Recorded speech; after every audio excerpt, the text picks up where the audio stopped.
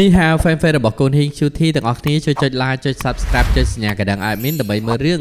សងសាខ្ញុំមកដូចកង្កែមើលរឿងចៅហ្វេនជាទីស្រឡាញ់អ្នកនរគ្នាដោយសារតែការស្រឡាញ់ងប់ងល់របស់នារីម្នាក់គាត់មិនបានគិតថាបរិះនឹងសង្ហាឬមិនសង្ហា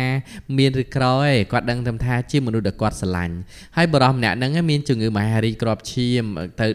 មិនដឹងមហារីកអីប៉ុន្តែត្រូវដូរខួរឆ្អឹងអ្នកនរគ្នាអញ្ចឹងហើយអ្នកនរគ្នាទូស្រីរបស់យើងគាត់ក៏បានពលីជីវិតហ្មងគាត់បានបរិច្ចាគខួរឆ្អឹងរបស់គាត់ដើម្បីមនុស្សប្រុសដែលគាត់ស្រឡាញ់បើទោះជាមុខដូចកែបគួរឲ្យស្រឡាញ់យ៉ាងណាក៏ដោយប៉ុន្តែពាក្យថាស្នេហាគេមិនបានប្រកាន់រូបរាងទេគេប្រកាន់លើថាតើគេមានចិត្តស្រឡាញ់អត់ពេលហ្នឹងអ្នកនរគ្នាក្រោយពេលដែលវះកាត់ហើយអីហើយណាទូស្រីរបស់យើងគឺគាត់អត់ដូចថាគាត់ស្លាប់ទៅគាត់អត់បាននៅមើលថែទាំបរិះម្នាក់ហ្នឹងឯងបើបរិះមុខកែបហ្នឹងឯងដល់ហើយចឹងទៅទូស្រីរបស់យើងអ្នកគ្នាម៉ែឪរបស់គាត់ក៏បានចឹងនិយាយថាចេះបានបញ្ជូនបរិះជាច្រើនសិតតែអ្នកមានឲ្យទូស្រីយើងរើសតែទូស្រីយើងគាត់អត់ជ្រើសរើសទេគាត់បែរជានៅប៉ែតៃជាមួយសង្សារមុខដូចកែបរបស់គាត់នេះ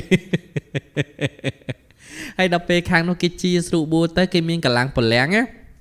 ទូស្រីយើងគិតថាគេប្រកាសជាជ្រើសរើសយកគាត់ដល់ទៅពេលមកជុំអ្នកណាធ្វើពិធីសុំរៀបការគ្នាអីនៅកណ្ដាលផ្សារហ្នឹងមើលចុះមើលឡើងអាប៉ែកែបឯងតើហេតុអីបានជាមកសុំស្រីផ្សេងនាងចៅនេះទៅវិញជាស៊ឺចាយទូស្រីរបស់យើងបានជាគេមិនស្រឡាញ់គេមកស្រឡាញ់នាងចៅនាងប្រុសមុខដូចកង្កែបជាគូជាមួយនាងចៅនេះហើយគេបានជាមកស្រឡាញ់គ្នាមកបញ្ឈឺទូស្រីរបស់យើងទូស្រីយើងក៏អន់ចិត្តខ្លាំងមែនតើហេតុអីគាត់ត្រូវបាននាងចៅនឹងដណ្ដើម credit យកទៅអញ្ចឹងអ្នកដែលបានជួយសង្គ្រោះជីវិតប្រុសមុខដូចកែបនេះគឺជាទូស្រីរបស់យើងប៉ុន្តែលទ្ធផលបែរជាគាត់បរាជ័យលើសេចក្តីស្នេហានឹងទៅវិញគាត់បែរជាត្រូវបាននាងចៅនឹងដណ្ដើមយកស្នេហារបស់គាត់ទៅអ្នកនរគ្នាអូយទូស្រីយើងជឿចិត្តខ្លាំងហ្វេនមិនជឿចិត្តលេងធម្មតាទេហើយគាត់ក៏គាត់ទៅតតាំងតវ៉ាហ្មងអត់ទេខ្ញុំមិនឯកភាពចំពោះរឿងនេះទេខ្ញុំគឺជាអ្នកដែលបានបរិច្ចាគខួរឆ្អឹងទៅឲ្យបងតែបងបែរជាទៅជ្រើសរើសយកនាងចៅនឹងទៅវិញគេថាទូស្រីយើងមកបង្ករឿងនៅកន្លែងរបស់គេហ្នឹងមនុស្សដូចទូស្រីជាមនុស្សអាក្រក់ណាស់មានហេតុផលអីដែលមកធ្វើល្អជាមួយគេអ្នកនរគ្នាបើនិយាយជារួមមុនដែលមនុស្សនឹងឈឺរោខ្យល់ងាប់ហ្នឹងគឺគេជាសង្សារជាមួយនឹងនាងចៅប៉ុន្តែនៅពេលដែលមនុស្សនឹងចិត្តងាប់បែរជានាងចៅរត់ចោលទៅបាត់ហើយអ្នកដែលមកទទួលថ្មបាក់គឺទូស្រីរបស់យើងខំពលីជីវិតបដូរសពគ្រប់បែបយ៉ាងគឺដើម្បីតែប្រុសម្នាក់ហ្នឹងតែចង់បញ្ចប់ពេលគេភ្ញាក់ដឹងខ្លួនគេគាត់ថាជំងឺគេជាគឺដោយសារសង្សាររបស់គេមិនមែនដោយសារទូស្រីរបស់យើងអ្នកនរគ្នាវាសំមុខទូស្រីរបស់យើងហាក់ដល់ចឹងទៅខំទៅយំស្រែកដាក់គេចឹងទៅតវ៉ាណាគឺតវ៉ាក្តីថាគេខ្លួនឯងគឺជាអ្នកធ្វើជាអ្នកបរិច្ចាគប៉ុន្តែអ្នកនរគ្នាបរោះដែលមានមុខមាត់ដូចជាកង្កែបបេះបិទនេះណាមើលភ្នែកក៏ដឹងដែរអ្នកនរគ្នាស្តៀងប្រុសស្អាតដែលគេតកែសម្ផស្សនៅវៀតណាមហ៎អញ្ចឹងគឺគេក៏បានសម្លុតកំហុសឲ្យទូស្រីគេថាទូស្រីរបស់យើងឈប់បង្ករឿងបង្កបញ្ហានៅក្នុងពិធីរបស់គេទៀតទៅណាគេបានស្រឡាញ់ទូស្រីហើយគេក៏មិនជឿថាមនុស្សដូចទូស្រីហ្នឹងគឺចិត្តល្អដល់ថ្នាក់ជួយសង្គ្រោះគេដែរមនុស្សដូចទូស្រីគេមិនជឿគេមិនទុកចិត្តគេមិនអីទាំងអស់ទូស្រីយើងគាត់អន់ចិត្តអ្នកនរគ្នាហេតុអីបានមិនជឿគាត់ហេតុអីបានជាមិនទុកចិត្តគាត់ដែលគាត់ខំប្រឹងធ្វើល្អដល់ថ្នាក់ហ្នឹងហើយមនុស្សស្អីក៏អាក្រក់ចំពោះគាត់ខ្លាំងយ៉ាងនេះគាត់ធ្វើអីខុសចំពោះវាអញ្ចឹងណាដល់ពេលហើយតួស្រីរបស់យើងគាត់នឹកឃើញថាខំប្រឹងនិយាយថាបើសិនជានាងពិតជាកូនចៅគ្រួសារសុងពិតមែននាងបង្ហាញពីអត្តសញ្ញាណនាងមកគេអួតខ្លួនថាគេនឹងគឺជាកូនចៅគ្រួសារសុងអ្នកនរគ្នាគេជាកូនមហាសេដ្ឋីតាមពិតតួស្រីរបស់យើងទេដែលជាកូនមហាសេដ្ឋីពិតប្រកបប៉ុន្តែគាត់ថាចេះដូចថាគេអ្នកមានគេមិនសូវចូលចិត្តអួតខ្លួនទេអ្នកមានសកេតែអួតខ្លួនបង្ហាញខ្លួនសម្ញែងខ្លួនពេកវាអាចជួបករណីចាប់ចម្រិតអ្នកនរគ្នាឃើញរឿងចិនទេចិនភាគច្រើនវាបង្ហាញតែរឿងចាប់ចម្រិតកូនត្រូវបានគេចាប់ចម្រិតអីចេះចោះចឹងទៅហើយសម្បីតែសង្គមរាល់ថ្ងៃនេះក៏យ៉ាងដែរករណីចាប់ចម្រិតសិតតែមកពីចិនទាំងអស់អ្នកនរគ្នាមកដល់រស់នៅស្រុកខ្មែរយើងហើយក៏នៅមានករណីហ្នឹងចេញពីចិនមកដែរប៉ុន្តែវាទៅជាទោសកម្ពុជាយើងឯនេះវិញចង់និយាយចឹងណាដល់ពេលហើយអ្នកនរគ្នាឃើញអត់អាប្រុសមុខដូចកែបនេះអ្នកសង្សារមុខដូចកែបនេះណាគេជឿលើនាងសុងចៅហ្នឹងក៏គេមិនជឿលើសុងសុចាយដែលជាទូស្រីរបស់យើងដែរហើយដល់ហើយចឹងទៅអ្នកនរគ្នាមេការប្រចាំគ្រួសាររបស់ទូស្រីបានមកដល់ពេលហ្នឹងគឺស្ទាក់ស្ទើរចិត្តបែងចែកមិនដាច់អ្នកណាគឺជាចវាយអ្នកណាមិនមែនទេ ហើយគេបែរជាចោតប្រកាន់ថាទូស្រីរបស់យើងនឹងคล้ายទៅវិញអ្នកនរគ្នាគឺជាលឺនាងចាហ្នឹងចែវហ្នឹងគឺជាជាអ្នកនាងធំពិតប្រាកដហើយគេអត់ជឿទូស្រីយើងគឺជាអ្នកនាងធំទេទូស្រីរបស់យើងគាត់ថាហេតុអីបានជាលើលោកនេះអយុធធរយ៉ាងនេះគាត់គឺជាម្ចាស់ទ្រព្យគាត់គឺជាអ្នកឧបត្ថម្ភគាត់គឺជាអ្នកជួយគាត់គឺជាអ្នកផ្ដល់ជំនួយចង់បញ្ចប់គាត់គឺជាអ្នកទោសគាត់ត្រូវបានគេទម្លាក់កំហុសគាត់ត្រូវបានគេធ្វើបាបទៅវិញវាមិនយុត្តិធម៌សម្រាប់ក្មេងស្រីដ៏ស្លូតត្រង់សម្រាប់គាត់នោះទេហើយបរោះអង្កែបនេះវិញអ្នកនរគ្នាគេក៏បានបចោតគេថាប្រាប់អ្នកនរគ្នាថាម្នាក់ស្រីម្នាក់នេះគឺរោគចិត្តទេណាគឺតែងតែតាមរំខានជីវិតរបស់គេតែបំផ្លាញជីវិតស្នេហារបស់គេណាគេគឺជាបរិសុទ្ធសង្ហាដែលមានមុខមាត់ដូចជាកង្កែបបេះបិទទូស្រីយើងក៏អស់ចិត្តអស់ចង់អ្នកនរគ្នាណាហេតុអីណាមនុស្សមុខឡាអាក្រក់មុខឡាដូចកង្កែបហើយឡើងកវាបបាបហើយខំស្រឡាញ់លះបង់ជីវិតដើម្បីគេដល់ថ្នាក់ហ្នឹងហើយចុងក្រោយគេបែរជាមិនឲ្យតម្លៃគាត់ហើយគាត់ចេះនៅតស៊ូពលីជីវិតជាមួយទៀតទូស្រីថាអូយខ្ជិលហ្នឹងចឹងមិនបាច់ទេចាប់ទំនឹងទេដល់អញ្ចឹងគាត់រុញថែមហ្មងហើយគាត់រុញថែមថាបើសិនជានាងសុងចែវហ្នឹងណាគឺជាកូនគ្រូសាសុងពិតមែនឥឡូវគេក៏ចាប់ដើមនិយាយនាងមានអីជាសម្អាងនាងមានអីជាផោះតាំងដែលបញ្ជាក់បានថានាងគឺជាអ្នកនាងសុងចែវនេះអញ្ចឹងនាងចែកថាចុះនាងវិញមានអីជាសម្អាងនាងសុចាយដែលថានាងគឺជាកូនស្រីគ្រូសាសុងនេះទូស្រីថាគាត់មានហេតុផលអីត្រូវបញ្ជាក់នាងប្រាប់នាងបើសិនជានាងពិតជាកូនចាស់គ្រូសានឹងមិននាំខ្ញុំទៅមើលផ្ទះរបស់នាងទៅហើយឲ្យមនុស្សគ្រប់គ្នាដែលទីនេះបានឃើញថានាងពិតជានាងធំពិតមែនហើយនាងគឺពិតជាមានផ្ទះនឹងពិតមែនឥឡូវនេះណាអ្នកនរគ្នាគឺគេកំពុងតែភ្នាល់គ្នាហើយសម្រាប់អ្នកដែលកាន់ជើងនាងចែកឥឡូវនេះភ័យខ្លួនដែរដោយសារអីវាតម្លៃមនុស្សខុសដោយសារទូស្រីយើងក៏បានលេងខ្លួនហឺហាទេហើយឈុតសម្លៀកបំពាក់នៅលើដងខ្លួនរបស់នាងចែកហ្នឹងគឺជាឈុតរបស់ទូស្រីកវត្តចោលទាំងអស់អញ្ចឹងទៅគេមើលផ្លាមើលប្រែនណាមើលអីទៅគេជឿថាអូនាងចែកហ្នឹងគឺជាអ្នកមានពិតមែនទូស្រីរបស់យើងមិនមែនជាអ្នកមានទេអញ្ចឹងវាប្រឆាំងគ្នាអញ្ចឹងអ្នកនរគ្នាដល់ពេលហើយអញ្ចឹងទៅវាចាប់ដើមចម្រោងចម្រាស់គ្នាហើយចេញបរោះសង្ហាម្នាក់នេះបរោះសង្ហាអ្នកហ្នឹងគឺតួឯកប្រុសរបស់យើងអ្នកនរគ្នាគាត់មកទីនេះគឺដើម្បីជួយទូស្រីរបស់យើងហើយគាត់ក៏មកដើម្បីស្វែងរកការសហការចំពោះមុខចំនួនជាមួយនឹងគ្រួសាររបស់ទូស្រីផងដែរឆ្លៀតឱកាសដែលទូស្រីរបស់យើងនឹងគឺកំពុងមានបញ្ហាគាត់ក៏ចេញមកមកការពារឆ្លៀតឱកាសលើកដែរគឺគាត់ឃើញទូស្រីយើងគាត់ពេញចិត្តហ្មងអញ្ចឹងហើយគាត់នឹងឃើញថាគាត់នឹងផ្ដល់អ្វីគ្រប់យ៉ាងគាត់នឹងអាចតាមចែកចង់ទូស្រី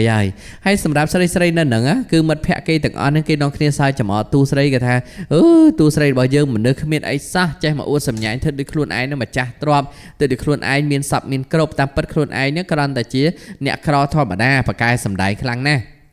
ហើយពួកនឹងអ្នកនរគ្នាពីក្មេងព្រួតគ្នាធ្វើបាបទូស្រីយើងមែនតែនការនៅរៀនវាយសម្រាប់ខាសម្រាប់អីថតរូបថតអីទុកផុសទុកគម្រាមអញ្ចឹងអ្នកនរគ្នាករណីហ្នឹងអាចធ្វើឲ្យក្មេងមានជំងឺផ្លូវចិត្តអាចទៅសម្លាប់ខ្លួនសម្លាប់អីបានណាហើយក្មេងស្រីខ្លះហ៊ានយកមកប្រាប់អ្នកផ្ទះគ្រួសារទេខ្លាចអ្នកផ្ទះគ្រួសារខឹងអញ្ចឹងទៅ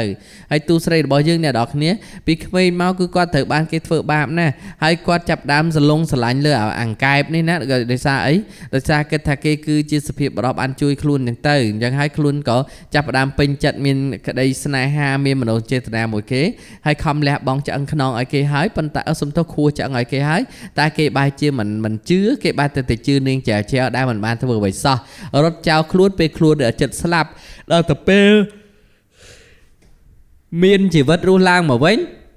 គេក៏មកដដើមយកទៅវិញអញ្ចឹងទៅហើយតួស្រីយើងប្រៀបដូចជាអ្នកដែលទទួលថ្មបាក់អាចចិត្តងាប់យើងដល់ពេលចាប់ដើមសោយសុករស់សេចក្តីសុខគេហើយយើងមានបានអីយើងបានត្រឹមតែមើលថែទាំគេតេហ្នឹងអ្នកនរគ្នាអញ្ចឹងបានន័យថាយើងចាញ់ប្រាជ្ញគេសពសាធុការអ្នកនរគ្នាមិនមែនលេងសើចទេណាហើយឥឡូវនេះគឺទូប្រុសរបស់យើងគាត់ក៏ប្រាប់ទូស្រីថាចេះឥឡូវមិនបាច់បារម្ភទេគាត់នឹងជួយណាឥឡូវទៅមើលផ្ទះហ្នឹងមើលតើគេចូលរួចអត់វាចូលរួចដោយសារវាជាកូនស្រីអ្នកបម្រើនៅក្នុងផ្ទះហ្នឹងអញ្ចឹងហើយចង់ចូលផ្ទះហ្នឹងគឺមិនពិបាកទេហើយទាំងមិត្តភក្តិគេទាំងបរោះអង្កែបអតីតសង្សារទូស្រីហ្នឹងណាគេរំភើបខ្លាំងមែនទែនថាលើកនេះគេបានប្រពន្ធជាមហាសេដ្ឋីហើយអញ្ចឹងគេអាចដើរពើងទ្រូងគេអាចជិះឡានទំនើបគេអាចនិយាយទៅគឺដូចថាវាសម័យសັບយ៉ាងហ្មងអ្នកនរគ្នាដែលយើងធម្មតាយើងមិនហ៊ានគិតទេតែពួកនឹងវាហ៊ានវាសាហាវណាស់ហើយទូស្រីរបស់យើងគាត់ឆ្ងល់ដែរថាចុះមិនបានក្មេងស្រីម្នាក់ហ្នឹងមានដូចថាមាន មាន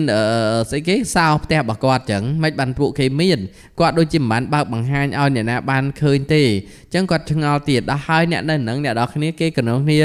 ត្រេកត្រអាលជាមួយនឹងនាងជាវទៅអូយឯងពិតជាកូនមហាសេដ្ឋីពិតមែនអស្ចារ្យខ្លាំងមែនតែនតែវើយកុំឲ្យភ្លេចគ្នាណាគ្នាឈ្មោះ Rose រ៉ូសេអាណារ៉ូអីហ្នឹងគឺឈ្មោះស័ព្ទគ្រប់បែបយ៉ាងចឹងហើយដល់ហើយចឹងទៅអ្នកនរគ្នាទូស្រីរបស់យើងគាត់ក៏បានហៅអ្នកគ្រប់គ្រងបរិយឲ្យមកអ្នកដើម្បីដោះស្រាយបញ្ហាហ្នឹងហេតុអីអ្នកដតីចូលក្នុងផ្ទះគាត់បានចឹងណាវាមានរឿងអីហើយឥឡូវនេះគឺចាប់ផ្ដើមឆ្លោះគ្នាទៀតទូស្រីថាហ្នឹងគឺជាផ្ទះរបស់គាត់ហើយនាងចេះថាអត់ទេឥឡូវជាផ្ទះរបស់គេទេពេលហើយចឹងទៅអ្នកនរគ្នាក្រោយពេលអញ្ចឹងហើយគេក៏ចាប់ផ្ដើមពិនិត្យលើឯកសារបើសិនជាម្ចាស់ផ្ទះវិញគេសុំមើលប្លង់ដីគេសុំមើលប្លង់ផ្ទះនាងមានប្លង់ដីប្លង់ផ្ទះហ៎បើនាងហ៊ានបញ្ចេញគេក៏ជឿអញ្ចឹងទៅពេលហ្នឹងហើយអ្នកនរគ្នាសម្រាប់នាងចែវដល់កន្លែងហ្នឹងវាចាល់ច្រកឲ្យពីព្រោះចែវមិនមែនជាម្ចាស់ផ្ទះគ្រាន់តែកូនអ្នកបម្រើហើយបើយកប្លង់ដីចេញមកគឺអត់មានឈ្មោះខ្លួនទេមានតែឈ្មោះរបស់ទូស្រីអញ្ចឹងហើយអ្នកនរគ្នាវាក៏ព្យាយាមបកកាយអញ្ចឹងណាវាថារឿងគ្រួសារវាមិនបាច់អ្នកឯងចេះដឹងទេណាដល់ដឹងតែប៉ុណ្្នឹងទៅបានហើយតាមពិតគឺមិនមានអ្វីក្នុងការលាតត្រដាងឲ្យគេដឹងទៅមិនហ៊ាននិយាយអីហើយទូស្រីរបស់យើងអ្នកនរគ្នាគាត់ថាគាត់ទុកឱកាសឲ្យណាបើសិនជានាងភ្ញាក់ខ្លួនហើយព្រមធ្វើឲ្យបានសមរម្យគាត់អាចនឹងលើកលែងអនុគ្រោះឲ្យប៉ុន្តែបើនាងមិនភ្ញាក់ខ្លួនហើយនៅតែបន្តបង្កបញ្ហាបែបនេះទៀតគាត់ក៏មានធានាថានឹងរៀនរឿងអ្វីកាត់ឡើងចំពោះនាងចែវនឹងដែរពេលហ្នឹងហើយអ្នកនរគ្នាស្រាប់តែឪពុករបស់ទូស្រីហ្នឹងគាត់ក៏បានធ្វើដំណើរមកដែរគាត់មកជួបកូនគាត់ព្រោះអីគាត់ទៅទស្សនកិច្ចក្រៅប្រទេសយូរណាជាមួយនឹងប្រពន្ធណារឿងចំនួនជួញដូររបស់គេហ្នឹងហើយដល់ពេលហើយរឿងទាំងឡាយត្រូវបានបែកធ្លាយទៅអ្នកនរគ្នាហើយនេះអាបរោះនឹងគ្នាកំពុងមុខដូចកែបស្រាប់ស្រែកមកឡើងដូចកែបបោកអ្នកនរគ្នាហើយឪពុករបស់ទូស្រីវិញអ្នកនរគ្នាគាត់ស្រឡាញ់ទូស្រីណាស់ណាគាត់មិនដែលចោលឲ្យកូនគាត់យកមនុស្សប្រុសដែលមានវត្តកវាបភ្នែកសលេវចឹងទេវាមានអារម្មណ៍ថាវាដូចថាមនុស្សអាត្មានិយមណាប៉ុន្តែទូស្រីរបស់យើងនៅឃើញថាគេធ្លាប់មានកូនជួយគាត់ពីក្មេងចឹងទៅគាត់ចេះតែស្រឡាញ់ព្រមលះបង់គ្រប់បែបយ៉ាងដើម្បីគេហើយឥឡូវនេះគឺជាការខកបំណងខ្លាំងមែនតែនខំកិច្ចពីប្រពន្ធអ្នកក្រដើម្បីទៅយកប្រពន្ធអ្នកមានចង់បញ្ចប់វាបែរជាប៉ះចំអ្នកក្រដូចគ្នាហើយមិនមែនក្រធម្មតាទេគឺក្រសឹងតែមិនមានអ្វីសោះដល់ហើយចឹងទៅអ្នកនរគ្នាឪពុកទូស្រីមកនេះគាត់ក៏ចាត់ការហ្មងណាសម្រាប់ជនបោកប្រាស់ដែលបង្កបញ្ហាធ្វើឲ្យមានភាពល្អកកនៅក្នុងគ្រួសាររបស់គាត់គឺត្រូវបានចាប់បញ្ជូនទៅកាន់ប៉ុស្តិ៍ប៉ូលីសហើយសម្រាប់ប្រុសមុខដូចកែបនេះណាគេក៏បានលុតជង្គង់លុនតួសំវរទូស្រីលើកលែងតួគេផងទៅគេអត់ដឹងរឿងបើសិនជាគេដឹងរឿងគេអត់ធ្វើរឿងនឹងកាត់ឡើងទេទូស្រីរបស់យើងក៏ថាអត់ទេគាត់មិនអាចលើកលែងតួឲ្យមនុស្សប្រុសអាក្រក់ដូចជាលោកនឹងទេមនុស្សអាត្មានិយមឃើញតែមានឃើញតែបានណាមិនឲ្យតម្លៃមនុស្សស្រីមិនឲ្យលើតម្លៃលើមនុស្សដែលលះបង់ដើម្បីខ្លួនចឹងទៅហើយទូស្រីយើងគាត់បដិសេធគាត់អត់ព្រមអនុគ្រោះលើកលែងតួទេហើយសម្រាប់ទូប្រុសរបស់យើងវិញណាគាត់នៅការពារទូស្រីយើងជាប់ហ្មងអ្នកណាក៏ប៉ះពាល់ទូស្រីយើងអត់បានបដបានន័យថាធ្វើជាអាវក្រោះការពារក្របព្រួញហើយសម្រាប់នាងចែវអ្នកនរគ្នាគឺវាកំពុងតែបានចាត់បានថ្លើមវាអត់ខ្វល់ទេដោយសារអីដោយសារឪពុកទូស្រីមិនទាន់បានមកដល់ស្រួលបួលហើយគេមិនទាន់បានលេងធေါ်ក្តៅគេចេះតែបានន័យថាគេផ្ដល់ឱកាសឲ្យរហូតទូស្រីយើងក៏ផ្ដល់ឲ្យឪពុកទូស្រីក៏ផ្ដល់ឲ្យរួមជាមួយនឹងលោកប្រធាននឹងក៏ផ្ដល់ឲ្យអញ្ចឹងហើយគេផ្ដល់ឱកាសឲ្យគ្រប់បែបយ៉ាងហើយតែមនុស្សហ្នឹងគឺនៅតែមោទនភាពហើយមិនព្រមចាប់យកឱកាសហ្នឹងចង់បញ្ចប់អ្នកនរគ្នាហើយឪពុករបស់ទូស្រីមកគាត់ស្ដីឲ្យហ្មងនាងថ្លើមធំមែនតើហ៊ានមកបង្កបញ្ហាភាពល្អល្អក្នុងគ្រួសាររបស់ខ្ញុំទីបំផុតគេក៏ចាប់យកទៅដាក់គុកទាំង2ទាំង3នៅឯគ្មានអាណាសេះសល់អីទេដោយសារទូស្រីរបស់យើងអ្នកនរគ្នាពេលដែលឃើញសង្សារគាត់ភ័យស្លន់អញ្ចឹងដូចកែបគេចិត្តអាកអញ្ចឹងទូស្រីរបស់យើងគាត់មានអាឡោះអាឡៃទេគាត់ថាពូជពងគ្រួសាររបស់គាត់គឺគោរពអ្នកដទៃឲ្យតម្លៃមនុស្សណាស់គឺមិនដែលធ្វើរឿងអយុត្តិធម៌ទេអញ្ចឹងមនុស្សដែលមិនដូចគ្រួសាររបស់គាត់មិនអាចនៅក្នុងគ្រួសារគាត់បានទេហើយនាងចេះគ្រាន់តែជាកញ្ចក់ដាច់សាច់ទាំងកោះគេអនុគ្រោះគេជួយគេផ្ដល់ឲ្យគ្រប់បែបយ៉ាងប៉ុន្តែនាងបែរជាបង្ករឿងបង្កហេតុធ្វើឲ្យទូស្រីរបស់យើងមានបញ្ហាឥឡូវនេះគឺជាប់គុករៀងៗខ្លួនទៅនៅសារតែទូប្រុសទូស្រីរបស់យើងចាស់ទុំគាត់ក៏ផ្សំផ្គុំឲ្យនិយាយទៅចិត្តស្រឡាញ់ដែរបើចិត្តអត់ស្រឡាញ់យកគ្មានអារម្មណ៍អីចំពោះការផ្សំផ្គុំមកលើទូស្រីរបស់យើងជាមួយនឹងទូប្រុសផងដែរ